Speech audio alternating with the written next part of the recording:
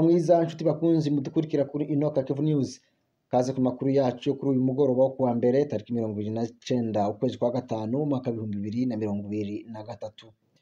Amakuru yacu uyu munsi turaza kuja muri Republika Iharanira Demokarasi ya Kongo, turaza kuja no ku mugwa mukuru wa Kongo Kinshasa, ndetse turaza gusoreza no ku makuru y'imikino.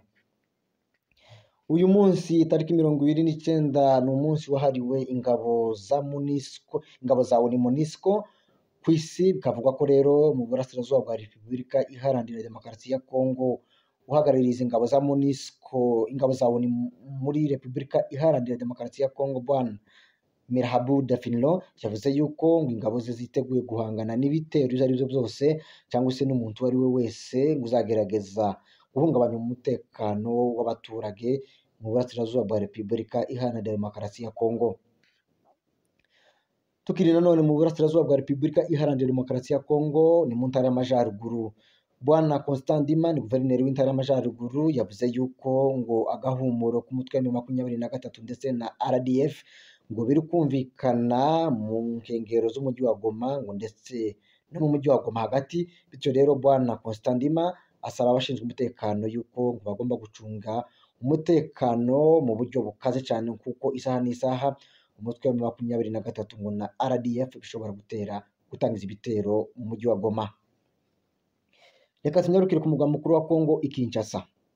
Umuvugizi wa leta ya Kinshasa Bwana Patrick Muyaya imbere y'itangazamakuru yabajijwe nimba koko uyu mwaka mu mpera z'uyu mwaka aribwo ngo amatora azaba muri Republika Iharanira Demokarasi ya Kongo.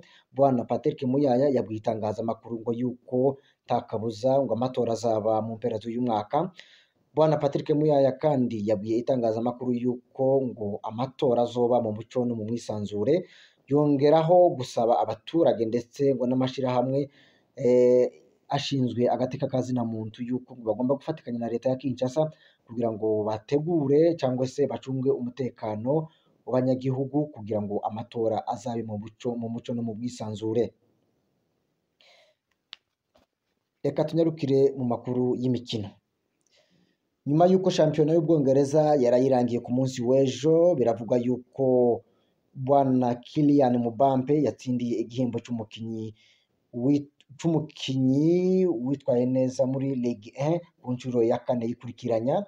Hanyuma nyuma ya Mbappe hariho uwitwa Karim Benzema wa Mufaransa. Karim Benzema ukinira Real Madrid nawe ngo yatsindiye igihembo cy'umukinyi mwiza w'Ubufaransa ukinira hanze y'igihugu, akaba yatwaye iki gihembo ku nshuro ya 4. Karim Benzema akaba yegukanye kino gihembo nyuma ya Mike Maignan, Eduardo Camavinga ndetse na Theo Fernandez.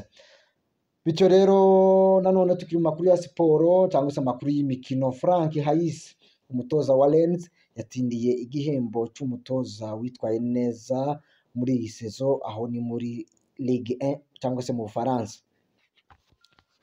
Naho mu Bwongereza, Kevin De Bruyne ukinira Manchester City niyo mukinyi wa mbere mu mateka ya Premier League watanze assist nyinshi muri sezo zine zikurikiranya.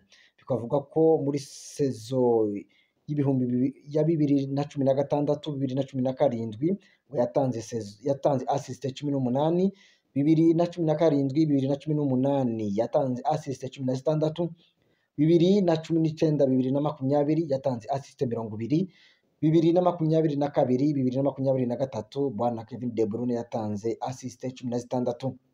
Reka tubashimire mwebwe mwese mwakomeje kututega amatwi, bakunzi bacu ba siporo. Tunabashimira cyane ko twabanye namwe muri iyi sezo cyangwa se muri iki gihembwe cy'umupira.